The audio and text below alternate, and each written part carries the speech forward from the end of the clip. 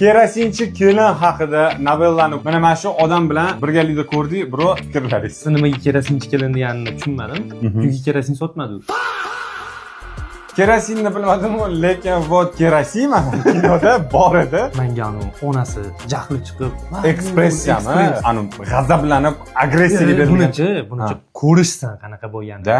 Hech berma. Men endi 2-3 kun o'zimga kelishim kerak bunda. Chunki meni miyam juda ko'p kerakli informatsiya oldi. Bu hayotda qanaqa gapirish kerak. Men mana shu har 3 kun ko'ryapman. Mana shu White'da yuriydi, men novella dunyosida yashagim kelyapti. Men hech qachon o'ylamagan edim rostgo'y bo'lish kerakligini haqida. Meni misol uchun tarbiyaladi. 27 yil davomida shu savolni izladingiz, 40 minut shu narsani tushuntirish bilan o'tib ketdi.